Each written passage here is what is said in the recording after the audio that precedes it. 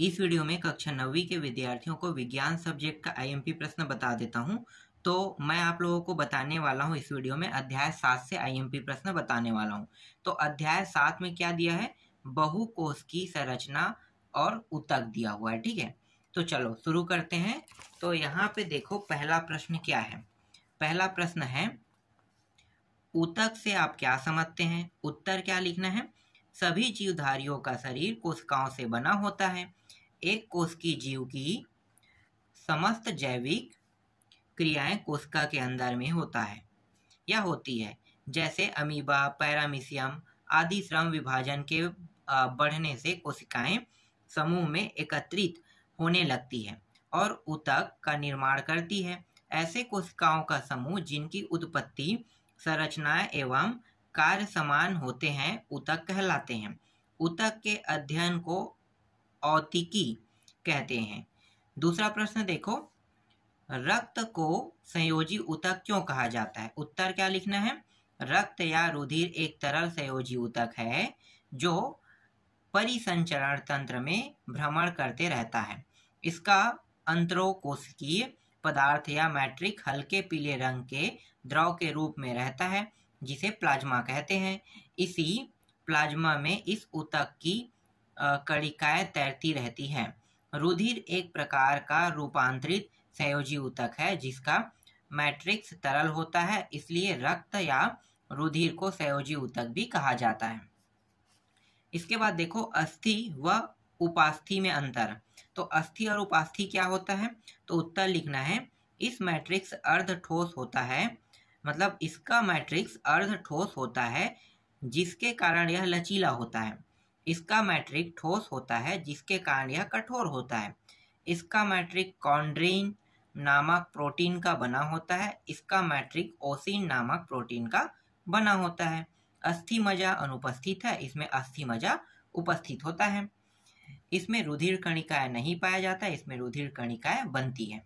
इसके बाद नेक्स्ट प्रश्न देखो, किन्हीं तीन ऊतकों के कार्यों को अपने शब्दों में लिखिए। एक है मृदुतक, एक है स्थूल कोण ऊतक और एक है यहाँ पे दृढ़ ऊतक है। ठीक है, तो तीनों के बारे में उत्तर यहाँ पे दिया हुआ है, देख लेना। चलो आगे देखते हैं। इसके बाद देखो, बहुकोश की जीवों के ऊतकों में श्रम विभाजन का महत्व बताइए। तो श्रम विभाजन का महत्व बताना है, तो इसका उत्तर भी आप लोग देख लो। ठीक है, और आधा हिस्सा यहाँ पे है, ये वाला हिस्सा आधा है इसका। चलो नेक्स्ट प्रश्न देखते हैं। देखो अगला प्रश्न क्या है, स्क्लेरेनकाइमा ऊतकों के कुछ ऐसे उदाहरण लिखिए जिन्हें आप आसानी से अपने आसपास देख सकते हैं। ठीक है, तो इसका उत्तर आपको क्या लिखना है, ये लिखना है, यह पौधे के कठोर भागों में पाए जाने वाला विशुद्ध यांत्रिकी ऊतक है जो बहुत लंबी कोशिकाओं का बना होता है। पूर्णतः विकसित कोशिकाओं में जीव द्रव नहीं पाया जाता, अतः यह मृत ऊतक है। इनकी कोशिका भित्ति लिग्निन के जमाव के कारण कड़ी व मोटी होती है।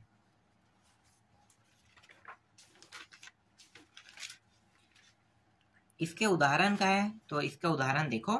उदाहरण में आपको क्या लिखना है, नारियल के रेशे, संतरों के बीजों का आवरण, सूखी तोरई के रेशे आदि स्क्लेरेनकाइमा ऊतक के उदाहरण है। इसके बाद प्रविभाजी ऊतक क्या है तथा यह कहाँ पाया जाता है।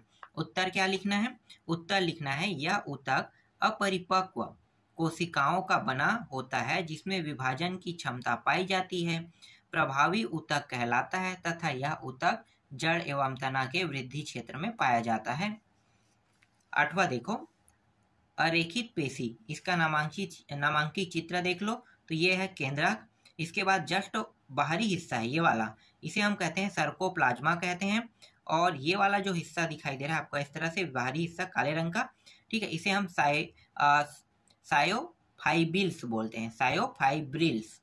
और ये वाला जो हिस्सा है नीचे साइड वाला, ठीक है, इसे हम सार्कोलेमा कहते हैं। तो इस तरह से आपको आकृति बनाना है।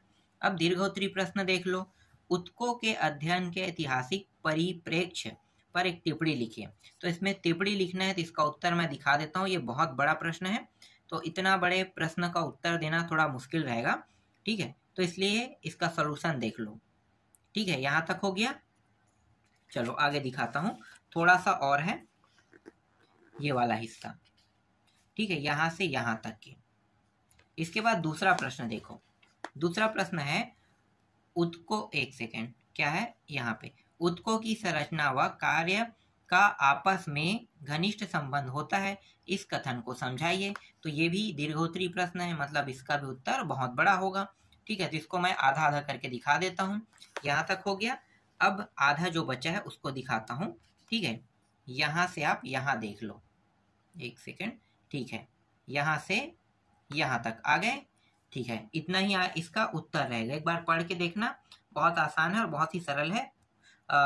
इसे थोड़ा सा रोक लेना, रोकने के बाद पढ़ना। ठीक है, इसके बाद देखो ये वाला प्रश्न, पादप उत्कों के समूहीकरण को इनमें इनके कार्यों व विशेषताओं को ध्यान में रखते हुए बताइए। तो इसका उत्तर आपको ये लिखना है। ठीक है, आधा यहाँ पे है और आधा मैं आपको दिखाता हूँ। ये रहा आधा उत्तर यहाँ पे है। ठीक है, इसके बाद देखो चौथा प्रश्न, पादप उत्कों के समूहीकरण को ध्यान में रखते हुए नीचे बने फ्लो चार्ट को पूरा कीजिए। तो फ्लो चार्ट को पूरा करना है, तो यहाँ पे पूरा नहीं बना है। ठीक है, ये जो चार्ट आपको दिखाई दे रहा है ये आधा है। यहाँ पे खाली स्थान है, यहाँ पे खाली स्थान है। ठीक है, यहाँ भी खाली स्थान है और यहाँ भी। ऐसे प्रश्न एग्जाम में नहीं आते, इसको पढ़ना नहीं है आपको। तो फ्लो चार्ट को आपको इस तरह से पूरा करना है। ठीक है, जहाँ जहाँ खाली स्थान दिया हुआ था यहाँ पे इन्होंने कुछ लिख दिया, यहाँ पे कार्य वाला था यहाँ भी कुछ लिख दिया और यहाँ भी कुछ लिख दिया गया है। ठीक है, तो ये फ्लो चार्ट है। ऐसे प्रश्न एग्जाम में नहीं आते हैं, आपको इतना ध्यान से इसे नहीं पढ़ना है। ठीक है, चौथा प्रश्न को। पांचवा देखो, नवजात शिशु की गर्भनाल आवल का प्रयोगशाला में क्यों सुरक्षित रखा जाता है। तो इसका उत्तर भी आप देख सकते हो। ठीक है, इसका भी लगा हुआ है। इसके बाद देखो छठवां प्रश्न। छठवां प्रश्न है अस्थि व उपस्थि में अंतर। ठीक है, अस्थि व उपस्थि में अंतर कह रहा है, तो इसका उत्तर भी आप देख सकते हो। अस्थि और उपस्थि में वहां भी मैंने एक अंतर दिया था, यहाँ भी अंतर दे रहा हूँ। ठीक है, उसको मैंने पढ़ के बताया था इसे। इसका उत्तर जो है 5 मतलब 5 अंतर है यहाँ पे। ठीक है, चलो आगे देखते हैं। फिर देखो पादप व जंतु उत्कों के कार्यों में समानता बताइए। तो इसको देख लो, इसका भी उत्तर यहाँ पे लगा हुआ है। ठीक है, अब देखते हैं अंतिम प्रश्न। यहाँ पे पादप व जंतु उत्कों में अंतर लिखे कह रहे हैं। ठीक है, ये अंतिम प्रश्न है। तो इन दोनों में अंतर दिया हुआ, डिफरेंस क्या क्या है। ठीक है, इसे पूरा पढ़ लेना है और पढ़ने के बाद आपको याद कर लेना है। ठीक है, मतलब याद करके ही रखना है इन सभी को। जितने भी प्रश्न बता रहा हूँ ये सभी के सभी मोस्ट आईएमपी प्रश्न है, अच्छे से तैयार करना।